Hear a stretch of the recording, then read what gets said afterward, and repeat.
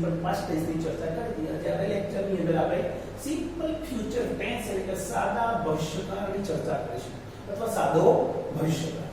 આ પણ મિત્રો ઘણો અગત્યનો જે ટેન્સ છે તમામ ધોરણના વિદ્યાર્થીઓ માટે, કોલેજના વિદ્યાર્થીઓ માટે, IELTS ની પરીક્ષા આપતા અથવા વિદેશ જવા વિદ્યાર્થીઓ માટે પણ ઘણો મહત્વનો અગત્યનો એમ કે આ આકાર છે. તો મિત્રો અહીંયા આપણે આકારની ચર્ચા કરીશું. એ પહેલા મિત્રો તમે મારો વિડીયો ગમે બરાબર છે તો લાઈક કરજો, શેર કરજો, સબસ્ક્રાઇબ કરજો. તમારી એક લાઈક મિત્રો મારા માટે એન્કરેજમેન્ટ છે, મને એક પ્રોત્સાહિત કરે છે જેથી કરીને હું વધુ સારા વિડીયો તમારી માટે હું બનાવી શકું. તો આઈ હોપ, હું આશા રાખું કે તમે મને સબસ્ક્રાઇબ કરજો, શેર કરજો અને લાઈક તો અવશ્ય આપશો. તો ચલો મિત્રો આજે આપણે સિમ્પલ ફ્યુચર ટેન્સ ની ચર્ચા કરીએ. હવે સિમ્પલ ફ્યુચર ટેન્સ નો ઉપયોગ ક્યારે થાય? સૌથી સાદા ભવિષ્યકાળનો ઉપયોગ જે ક્રિયા થવાની બાકી છે અથવા ભવિષ્યમાં થશે તેવી ક્રિયાનું વર્ણન કરવા માટે થાય છે. ક્રિયા થઈ નથી હજુ, થશે. એટલે કે આવતીકાલે અમે ગાંધીનગર જઈશું, હા, આવતીકાલે અમે મૂવી જોઈશું, થશે, જોઈશું. આ ભવિષ્યકાળ છે. સાદા ભવિષ્યકાળનો ઉપયોગ ભવિષ્યના આયોજન અંગેના રિપોર્ટ લખવા માટે થાય. ભવિષ્યનું કોઈ આયોજન હોય, પ્લાનિંગ હોય, એ પ્લાનિંગ કરવા માટે આ ફ્યુચર ટેન્સનો ઉપયોગ થાય. અમે પિકનિકે જઈશું, હા, ત્યાં રમીશું, ગીતો ગાઈશું, હા, નદીએ જઈશું, નદીએ નાહીશું. આ બધું ભવિષ્યકાળમાં લખાય છે. હવે આઈડેન્ટિફિકેશન, આ કાળનું કદાચ વાક્ય તમને વાંચવામાં આવે તો ઓળખી કહી દઈ શકો. કારણ ઘણા બધા ક્લાસ ઇંગ્લિશની અંદર મિત્રો તો એમાં ભવિષ્યકાળનું વાક્ય તમારે જો ઓળખવું હોય તો કઈ રીતે ઓળખી જાય. મોટા ભાગે કહે છે કે સાદા ભવિષ્યકાળના વાક્યમાં ટુમોરો એટલે કે આવતીકાલે, નેક્સ્ટ વાળા બધા શબ્દ એટલે next month, next year, next Sunday, આવા નેક્સ્ટ વાળા શબ્દો જોવા મળે. ભવિષ્યનું કોઈ વર્ષ ધારો કે 2020 ચાલે છે તો 2021, 2021, 2022, 2050 આ બધા આપણા માટે ભવિષ્યના વર્ષો કહેવાય. તો આવા શબ્દો જોવા મળે તો સમજી લો કે સાદા ભવિષ્યકાળનું વાક્ય છે. અને સાદા ભવિષ્યકાળના વાક્ય આપણે જ્યારે બનાવતા હોય ત્યારે આવા શબ્દોનો ઉપયોગ પણ અંદર કરી શકીએ. હું આવતા અઠવાડિયે તને મળીશ તો આઈ શેર તો I will meet you next Sunday એમ કહી શકીએ છીએ. ઓકે, હવે એની વાક્ય રચના જોઈએ. હવે સાદા ભવિષ્યકાળની અંદર મુખ્ય 4 પ્રકારના વાક્યો જોવા મળે છે. Sentence of simple future tense. એક તો પહેલા ટુ બી, જે વર્તમાન કાળમાં ટુ બી જોઈ તેમાં શું હતું? એમ બીજા. ભૂતકાળમાં ટુ બી જોઈમાં શું હતું? વોઝ. તો અહીંયા ટુ બી ની અંદર શેલ બી અથવા વિલ બી નો ઉપયોગ થશે. હશે, હોઈશું, હોઈશ આવો શબ્દ ભવિષ્યકાળમાં છે. વર્તમાન કાળ હતું, ભૂતકાળ પણ હશે, ભવિષ્યકાળ. બરાબર છે. એ ક્રિયાનો ઉપયોગ થાય ફ્યુચર ટેન્સ ની અંદર. તો ફ્યુચર ટેન્સમાં ક્રિયાનો ઉપયોગ થાય વાક્યમાં ત્યારે શું કરવાનું? આગળ પેલા હેલ્પિંગ વર્બ લેવું પડે, શેલ તો બી, અને પછી ક્રિયાપદનું મૂળ રૂપ આવે. પછી ભવિષ્યકાળમાં માલિકી, મારી પાસે છે તો હેવ, મારી પાસે હતું તો હેડ, પણ મારી પાસે હશે તો વિલ અથવા શેલ મૂકવું પડે, સાથે હેવ લેવું પડે. એટલે ની પાસે હશે તો પડે. એટલે ભવિષ્યમાં ની માલિકી હશે એના હશે. તો સૌથી પહેલા આપણે મિત્રો ટુ બી ની ચર્ચા કરીશું, પછી એક્શન વાળા ક્રિયાપદની ચર્ચા કરીશું, પછી જે માલિકી, પોઝેસિવ વર્બ અને પછી પેસિવ કન્સ્ટ્રક્શન. પેસિવ કન્સ્ટ્રક્શનમાં શેલ અથવા will, helping verb plus be plus past participle નો ઉપયોગ થશે. સૌથી પહેલા આપણે ટુ બી ની વાત કરીએ. ભવિષ્યકાળ ટુ બી ના જે હેલ્પિંગ વર્બ્સ ની વાત કરીએ.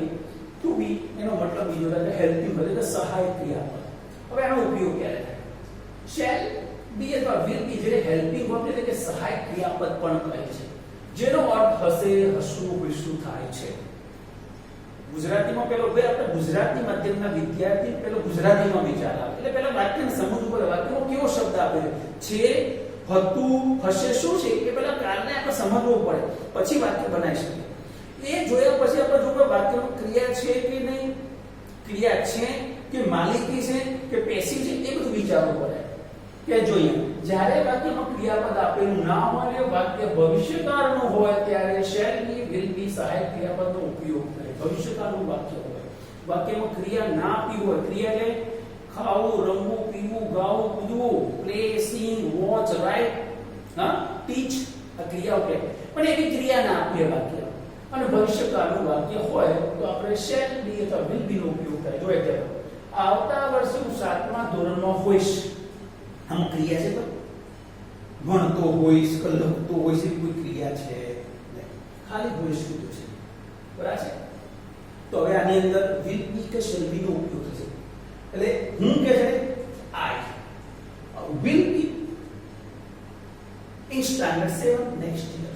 મિત્રો એક યાદ રાખજો, આપણે જે shall નો ઉપયોગ I અને we સાથે કરી શકીએ, પણ will be તમારે વાપરતો બધા સર્વનામ કે બધા જ કરતા સાથે will be વાપરી શકાય છે.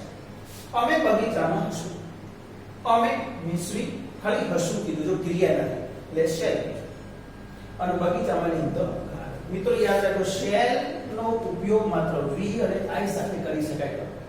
કદાચ તમે we ની જગ્યાએ અહીંયા we કરતા છે સર્વનામ છે, અહીંયા will be મૂકો તો પણ ચાલે, will be બધા સાથે મૂકી શકાય, પણ shall be અથવા shall નો ઉપયોગ કરવો તો માત્ર we અને I સાથે જ થાય. ઓકે, તો આપણે અહીંયા to be ના જે ભવિષ્યકાળના જે હેલ્પિંગ વર્બ્સ ની વાત કરી, shall be અને will be નો ઉપયોગ કર્યો. હવે એની પ્રેક્ટિસ આપી છે. મીતા છઠ્ઠા ધોરણમાં હશે, આ વાક્યમાં ક્રિયા છે તો ક્રિયા નથી, ખાલી હશે કે એટલે પેલું મીતા લઈ લેવાનું, અને હશે નો મતલબ શું થાય? shall be અથવા will be. તો મીતા સાથે will be ખબર ના પડે તો will be મૂકી દેવાનું, મિત્રો shall be નો ઉપયોગ નહીં કરવાનો. મીતા will be પછી છઠ્ઠા ધોરણ એટલે સ્ટાન્ડર્ડ 6 તે મંદિરે હશે, તો તે મીન્સ he, અને હશે નો મતલબ will be, અને મંદિર એટલે ટેમ્પલ. માયા વર્ગખંડમાં હશે, તો માયા અને હશે નો મતલબ will be, અને વર્ગખંડમાં એટલે in the classroom. આવતીકાલે આપણે ગાંધીનગર હશું, હશું હોઈશું, તો આવતીકાલે તો એ તો ટુમોરો તમે વાક્યની શરૂઆતમાં પાછળ પણ લખી દો, પણ અમે એટલે we અને હશું નો મતલબ એ shall be કરતા will be પણ કરી શકાય, એટલે we shall be અથવા we will be at Gandhinagar tomorrow. Narendra મુખ્યમંત્રી હશે, તો નરેન્દ્ર અને હશે મિત્ર will be, અને મુખ્યમંત્રી એટલે ચીફ મિનિસ્ટર. હું શિક્ષક હોઈશ, તો હું મીન્સ I, અને હોઈશ નો મતલબ will be અથવા shall be. અહીંયા આપણે will be વાપરીએ, I will be એટલે અહીંયા shall be વાપરી શકાય. ઓકે,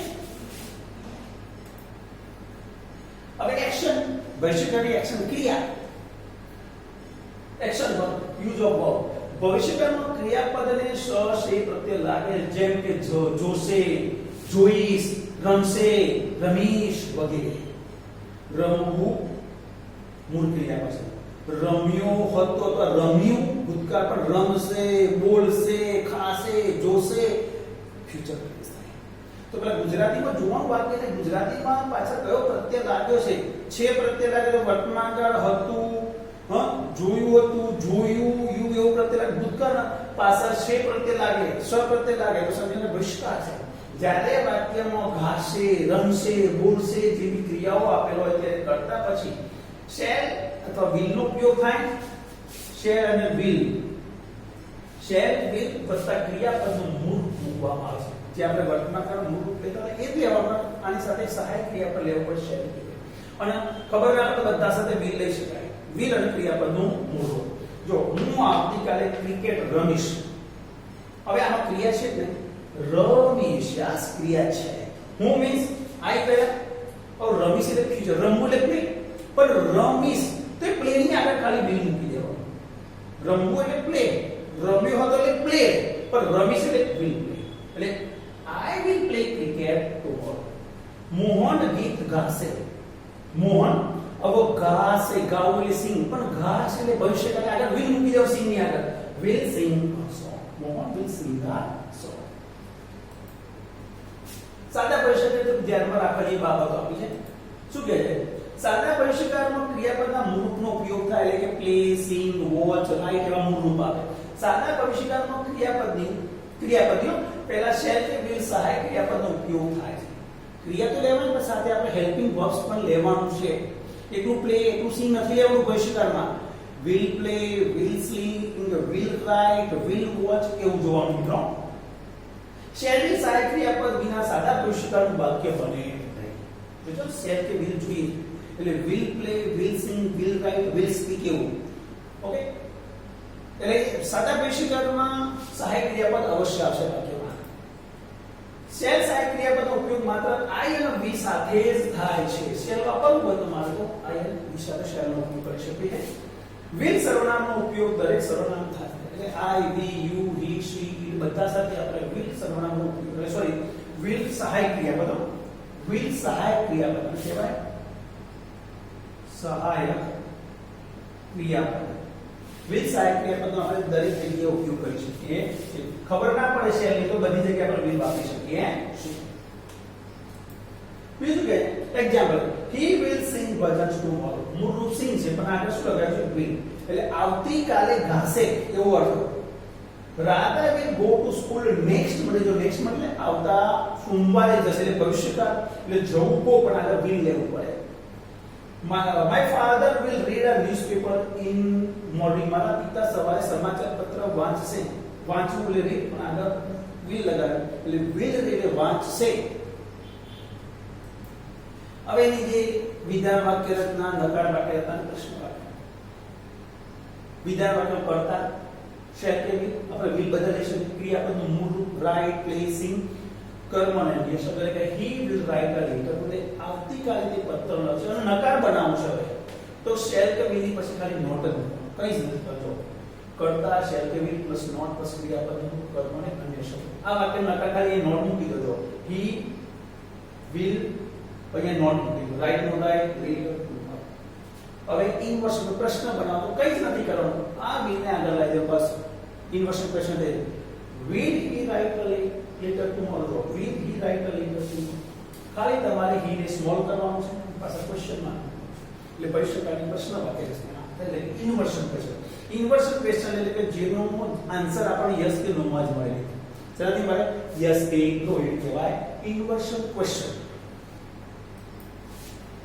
और मोर प्रैक्टिस आती दो रोहने આવતીકાલે ગીત રોહન આવતીકાલે ગીત ગાશે રોહન આવતીકાલે ગીત ગાશે એટલે રોહન ગાશે ગાવું ગાશે સિંગ તો આગળ પણ will sing a song tomorrow Rajubhai કેરી ખાશે નહીં उत्तर खासे नहीं એટલે નગર લે શેર કે will पे આપણે નોટ લેવું પડે તો રાજુભાઈ ખાસે નહીં એટલે will not eat a mango હું ગૃહકાર્ય કરીશ હું decide કરું એટલે do પણ અહીંયા will do થશે I will do homework મારી મમ્મી પાણીપુરી બનાવશે my mother બનાવશે બનાવશે નહીં પણ બનાવશે એટલે will નહીં my mother will make panipuri તમારા વર્ષ શિક્ષક વાર્તા કહેશે એટલે પ્રશ્ન તો હવે કેવું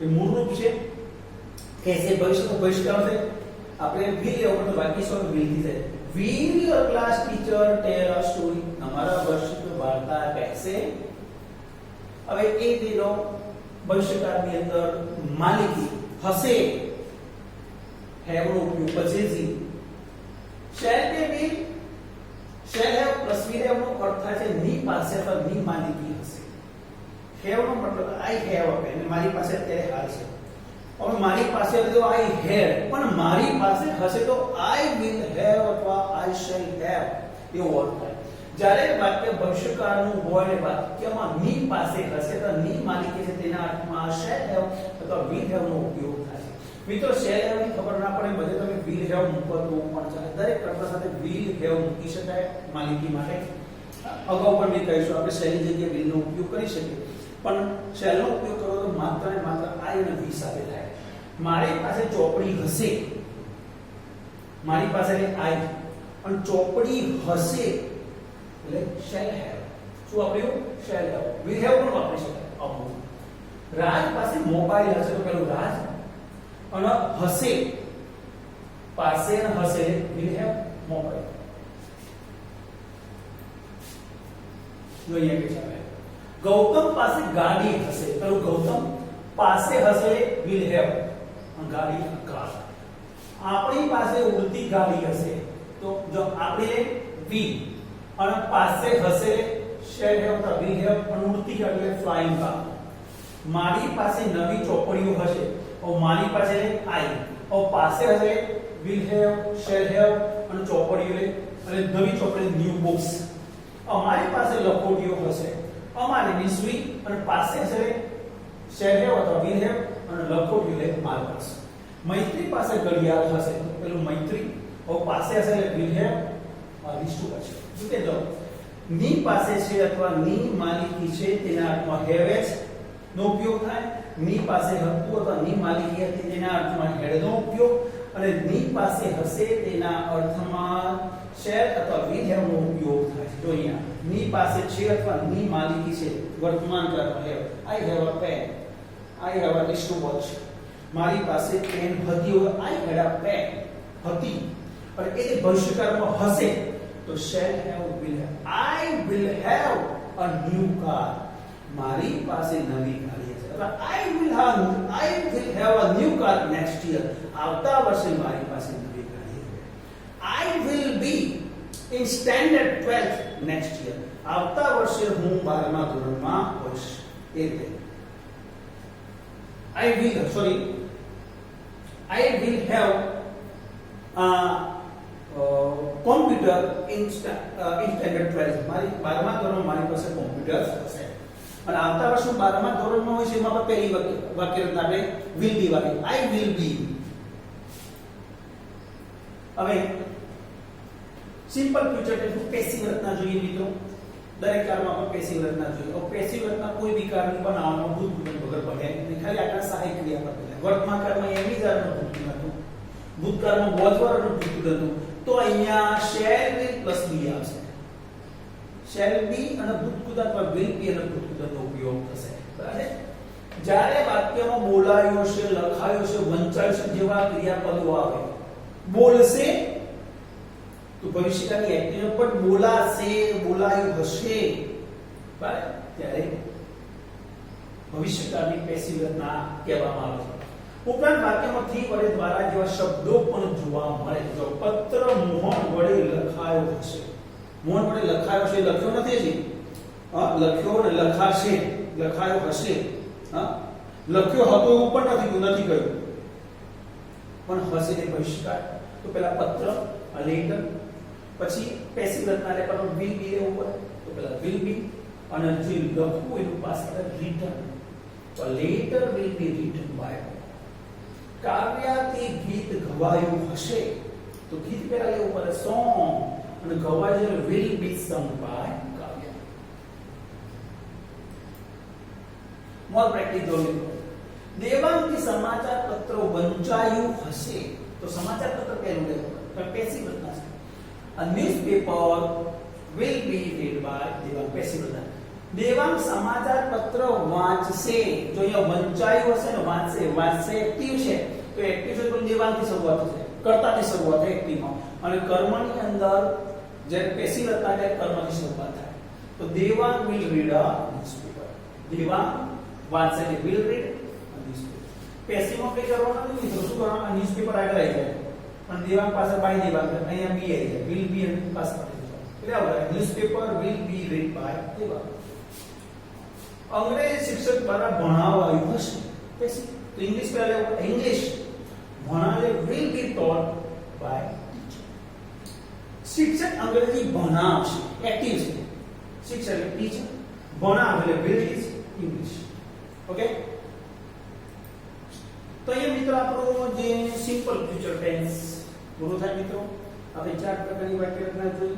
તો તમે મહાવરો કરજો, વાક્યોનો અભ્યાસ કરજો. 100% તમને એમ કે ખબર પડશે, 100% તમને મસ્ત કરવા મળશે.